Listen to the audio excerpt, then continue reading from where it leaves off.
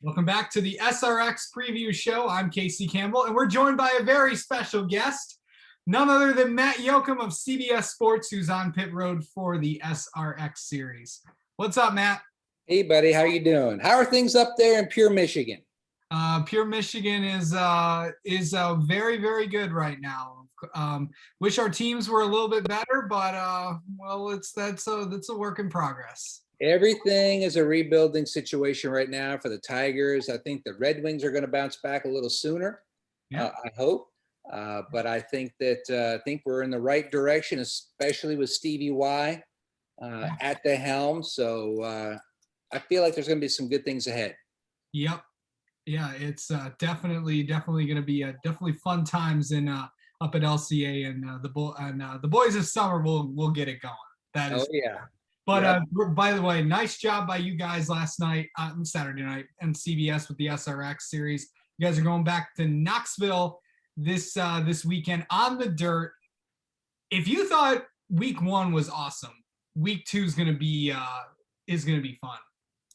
Yeah, I think if you look at just the format for the series, and it's its own little animal, it's not trying to be anybody else. It's just a fun little. And I was talking to Stewart about it before the race at Stafford, and I said this is more like a high school reunion where you forget all about maybe how bad you did in science or whatever, but it's like a high school reunion with your pals, and all you think about are the fun times. And it was almost like Comedy Central, and I wish people could have seen all of the joking and the storytelling that went on during the practice sessions while guys are waiting to get in the cars, and especially on Saturday afternoon when everybody was doing media stuff or just hanging out in the SRX garage. So it's got a great vibe, a good feel for that grassroots short track Saturday night. And I felt like it was cool to see Doug Coby, a guy who's 41. Someday he'll be in the NASCAR Hall of Fame. Currently with 6 championships from the modified tour, have his night on the big stage with some of the biggest names. I mean, and he told me at one point over the weekend, whoever would have thought as a kid starting out in a quarter midget that someday I'd have a chance to be in a race that had 5 Indy 500 race wins, 4 Daytona 500 race wins, championships, you name it. And it was neat. I felt like from start to finish. So I'm looking forward to going to Knoxville and taking that big swing and heading to the dirt. Yeah. And when these drivers get on dirt, and I was talking to Willie T last week, and he was telling me how excited he is to go on dirt. There's only Tony Stewart has dirt experience. Hailie Deegan who will be joining the series has dirt experience. You got Scott Bloomquist, who has dirt experience. And then you got Brian Brown, of course, the local guy who's going to be in there. And then you got all these other guys that are going to be in there that are going to factor in their way, because I don't think many people expected the whole field basically taking their turn up at the front of the field, but that's what happened from Heat 1 and Heat 2. It basically an opposite was that, but it was good to see everybody up in the front battling it out. Oh yeah. I mean, and you look at it. I mean, Willie T. For him not being in any kind of a car like this, I think the last time was about 20 years ago. And, we were talking about going to dirt, and the last time he'd been on dirt was, I think, 1986. Yeah. He was running, because those guys back in the day, they would show up, 8 or 10 of them, at some short track close to a cup race weekend, and they would have a match race and have some fun with the fans, do autograph sessions and everything. And that was for him. I think he led that night. Bobby Allison might have finally won, but he's excited to go to the dirt. He's just been excited to be involved. I mean, I think nobody has burned up their phone more texting people, calling people than Willie T. I've been on 2 different shoots where either he has called me to talk trash in a fun way, about, coming up, knowing I was going to be interviewing somebody, or calling an individual when I was there to interview them to have fun, talk a little bit of smack, getting them wound up. And I think he has just flat had total fun, as really everybody else has. And when you look at the fact that it was a waiting list to get in, and I think it's lived up to really everyone's expectations as far as the fun factor goes. Yeah. So when you talk about Knoxville, a dirt track, and it brings another element in there. What are we going to expect from this? What are we going to expect from these guys when they go on dirt for the very first time? I think it's a lot like when we went to Stafford. You have a clean sheet of paper for most folks, as you already documented. Yeah, Stewart's got a lot of dirt experience. Haley Deegan with her off-road trucks and everything else, she's got some dirt. Brian Brown, is going to be the Rocky Balboa guy. But I think if you look just in general, I asked Elio Castro Neves, when was the last time, have you ever raced on dirt? And he said, the last time I raced on dirt, I was 11 years old and it was a BMX bike. Yep.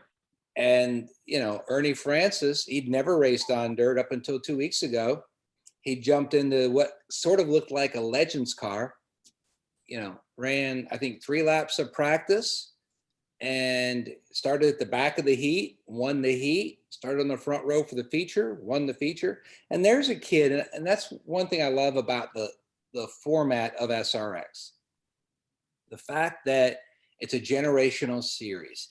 You've got Bill Elliott, 65, Willie T, 66, Haley Deegan is, 18, 19. You've got Ernie Francis, who's 23.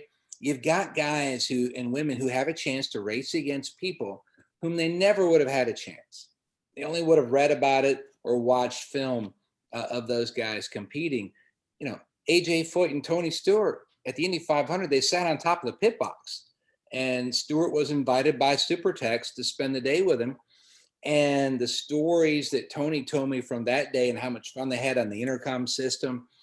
And, he would have loved to have raced against AJ, had the opportunity. When AJ was running IROC, in the 70s, if he could have gone back in time and also ran with him, that's what those guys dream about.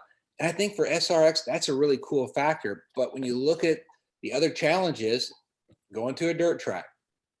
So I think the get up to speed will definitely take it up a notch or two this week, going to a whole new discipline for many on the lineup. I got to ask you, I know that, who would ever thought that Tony Stewart and Elio Castroneves would be racing in the same series, or, guys like, Willie T. Ribbs and Marco Andretti, or Michael Waltrip and Tony Kanaan. It's just like people that you would want to race never got to race each other. Of course, some were in NASCAR, some were in IndyCar, some were racing Trans Am or whatever. And now they're all racing together. And I think that's like, wow, this is cool. Well, I think if you look at the cool factor, there's several layers to it. Number one, the old IROC series, it was fantastic as far as, pulling from different disciplines. In the 70s, you'd have guys from F1. I mean, James Hunt, he ran. I mean, you can go down the list. Emerson Fittipaldi back when he was an F1 champion. So those guys would come over and they'd run IROC. The challenge for Roger Penske, Jay Signori, Les Richter was, as IROC continued to age in a great way, but as they started to put years on, the problem was motorsport change, driver schedules were loaded up. And that was the biggest challenge near the end, was trying to pick venues that would have the ability for these guys to come flying in from different areas and to be able to put on a race. And that's why you didn't see F1 drivers anymore. And that's why it changed to basically all ovals. Just the challenge of dates, schedules. And so at the end of the day, IROC kind of retired itself in 2006. And many people don't realize or know that if IROC had come back in 2007, if their sponsor hadn't gone to another organization in racing, that they were going to more than likely have an IROC race at Eldora. They had scheduled a test. They'd already thought it all out, what they would have to do to the car and everything else. And they were going to go there just to make sure everything was going to be good. So Stewart was going to get an IROC race on the dirt at Eldora. So it's neat that idea still carried over through time. And boom, when SRX came about, this is what's happening. And to throw in even further about Helio Castroneves, and that's what's been missing. And that's why SRX is a great little property, to where it's a little bit of the prelude to the dream that Stewart had, for 8 years or 9 years at Eldora, where they would come in from different disciplines. Tony Kanaan and I were talking about it this past weekend, how much fun. He said, probably the most fun I've had in a race car was the second year that I ran the prelude. Yeah. And for all those guys, that was such a fun event, because it was like these guys coming in from different fraternities, but they're all part of the big fraternity, and that's auto racing. They get to hang out, tell stories. And so for them, that's the fun part of it, and that's carried over to SRX. Yeah, I mean, and it's also, with you guys, when CBS put the team together, of course, AB was doing, with basketball stuff, Lindsay was doing some stuff, Brad was doing some NASCAR stuff with NBC. I know you were at Fox last year, and now you guys are all together in this series. And of course, you have experience with IROC, but it's like, let's get the band back together. It's like when we had the big Zoom call with all you guys were all talking about how fun it was to be all back together, because you had worked with just about everybody at one time. And that's just, and that's just cool in itself. Well, I think when you look at the people that are involved, and I've never respected anybody more as a play-by-play voice as I do Alan Bestwick, and how he can help navigate a fun situation to a serious situation, throw in some humor, and just how has that ability to really feel what's coming next and help direct a show in the right direction. And so that's why I say, to be in that position, to have the ability to not only work with, one of the greatest to ever do it, but also somebody that's a pal. I mean, I remember back before we even worked together in the NBC days, he and I went to New Orleans when Florida State, scored their second national championship. Yeah. And so then, you move forward. We had a great run together at NBC. And so whether we're working together or not, we're friends. We text every so often, always about FSU during the football season. Yep. And then as far as Lindsay goes, I mean, I remember when she first came into auto racing, they had me kind of walk around with her, introduce her to people and stuff. And, had some great runs with her at TNT, both on pit road. And then when they moved her to the rig, the pre-race show set. And, we've remained friends through the years, Christmas cards, texting every so often. Hey, I just, got to my hotel room and saw you were doing this race, or, hey, you were doing this game and everything. And it's funny because people are like, she only calls you Yocum. I'm like, that's all she's ever called me. We're sitting next to each other in our little trailer. It's like, for whatever reason, that's just, her way to call me. And I was talking to somebody the other day, and they're like, well, I guess it must be a good thing because she only calls her husband by his last name too. I said, well, I'm just part of the family, I'm kind of like, cousin Matt or something. And I said, but, she's been great, through the years.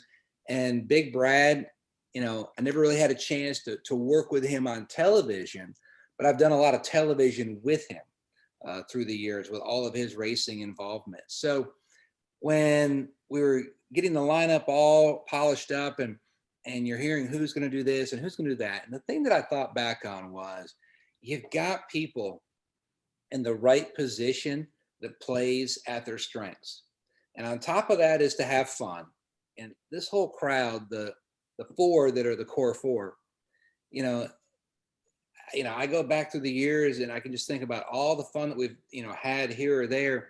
And even with Brad, interviewing him during rain delays, or just, you name it, at the racetrack. So that I felt like was an important nucleus, because you don't have to fake it. You don't have to try to work on it. That part of the chemistry is already there. Right. And so that was a huge plus, I felt like, for CBS putting this group together. And then if you look at on the production and technical side, I mean, I'm going down the tech list. I'm going, oh, wow, that person's doing the jib. Oh, wow, that person's doing this, the handheld. I mean, and it's all top shelf people who've done auto racing for years. And as well as the producer, Pam Miller, Jim Cornell, accomplished Emmy award-winning director. And so all the pieces are there for a great puzzle. And we just got to put the pieces, in each hole as we go for each of the 6 weeks. And so it was fun to get Stafford in, finally to drop the green flag to the series and get it rolling. And, looking forward to the next 5 weeks. So I know before, when this was also announced, you also did some features and stuff. You actually got a chance to go to a lot of the drivers' homes and just see what their life is like outside. Oh yeah. Racing aspect. How was that for you? Because now, as as reporters, it's not not many people get to see the drivers like we do. But Yep. what was it like to see that? Well, for me, the neat thing was I love to tell stories. I love to do things on people versus 3 rounds down in the track bar, he's made an air pressure adjustment. I've always tried to, and that's why through the years, I've always, tried to throw in a crew guy's name. So-and-so, his home track is Wall Stadium, or different aspects of the coverage like that. And so to have an opportunity to go into Elio Castro Nevis's home, and we spent the whole day from his workout program, how he worked out, why he does certain exercises, to the fact that, his kid comes home from school and what really transpires in his day when Michaela comes home, and just seeing him as a dad. We went through his trophy room and all the important parts of his racing history, which were important to him and why they were at a certain spot on the shelf. And then, of course, like we joked, some people mount fish or mount deer heads. He mounted his race car, which was given to him by Roger Penske, a replica of his first Indy 500 win. And it was mounted on its side, and he had it in the garage. And his thought process was to basically cut a hole in the wall and go through the garage into the house so he could put it in his trophy room. And so when we got there, it was in that first stage of just mounted and in the garage with all of his pace cars. So, but it's neat to see those guys without the pressure, without a personal assistant saying, look, we've got 4 more interviews, we've got to go here for our hospitality. It was, ringing the doorbell and Elio answering, or Willie T ribs, and to Tony Kanaan, come on in, the kids are all in the back. It's like mass chaos, don't mind this, don't mind that. And that's the fun thing, to see these people away from their day job when they're wearing shorts and a t-shirt and just chilling. And those are some of the things that we've already had in our CBS coverage, and we're going to have it in the next 5 weeks as well. Yeah, you talked about going to TK. You went to Tony Kanaan's house. I know, did you step on any of the Legos around there or stuff? Like, because I know they got young kids and stuff, and thankfully they have those areas quarantined in a way, yeah, so that if you go across that yellow tape, you better have shoes on, because no telling what you're going to step on between Legos, dinosaurs, you name it. But and it's neat to see what's important to them. Yeah. And what many people think, oh, that this person's a race car driver, so I'll bet their house is all full of racing. When really it isn't. They've got a little area, which are things that are special for them, but it's like anybody else's house. You walk into the kitchen, there's a K-cup coffee thing on the counter, and everybody's got their big TV so they can watch it. But it's just interesting how they are able to exhale and take a break from reality when they get home, and have some normality. And if you look at Willie T in his garage, he had, a big boxing bag that he works out every day, opens up the garage doors. So that way it's 100 degrees, because he lives in Texas. Yeah. And you've got the humidity and 100 degrees. What better way to work out? And, you can go down the list. And that's the neat things when you go to Bobby Labonte's house, and he's got his COVID trail, which, he was bored during COVID. So he got out the tractor and the brush hog, and he started cutting a trail through the woods, so that he could have that for a mountain biking track. also a walking or jogging track, for a little bit of cross country exercise, and the things that he does for fun at his stage of his life. Because, yes, he's retired from NASCAR, but he still races a modified.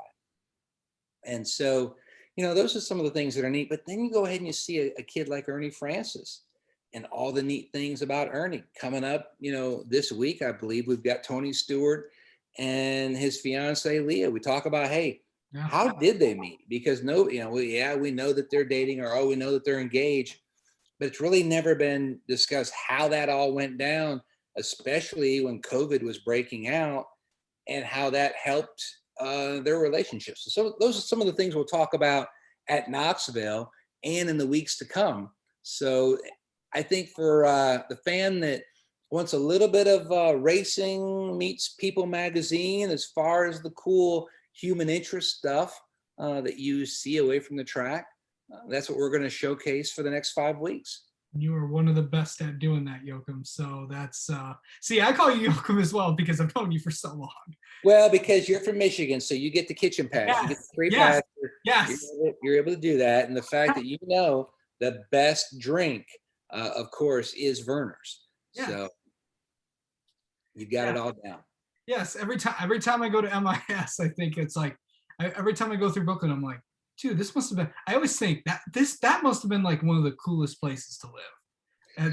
It's got to be. My first home was about 1.5 miles from the racetrack. Yeah. And I was telling this to a couple of CBS executives that back in the day in the 70s, I was paid like $10 a day or something, and basically my job was to hold Jackie Stewart's jacket. And my mom helped run the racetrack, so I could pretty much go anywhere I wanted. Yeah. So I'm, 6, 7, 8 years old. I'm between selling programs, and they'd only give me 5 at a time because they were worried I'd get rolled for the money. Yep. And but you look, I was like 7, 8, I don't know. I'm carrying Jackie Stewart's, ABC yellowish gold blazer, because he would lay it down and forget it when they want to go shoot something.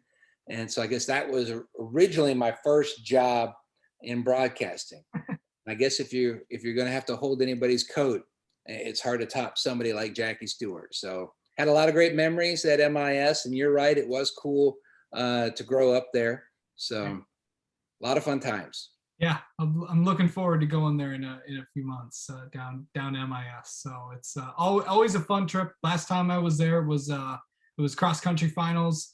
It was interesting. Got to see the media center. Didn't get to see it last year, but overall it's going to be a fun time every time I go up there. But anyway, always good to talk to you, Yocum. Let's do this again sometime and have fun this weekend at Knoxville, bud. Hey, you have a fun time at MIS, and don't forget the Dairy Queen in Brooklyn.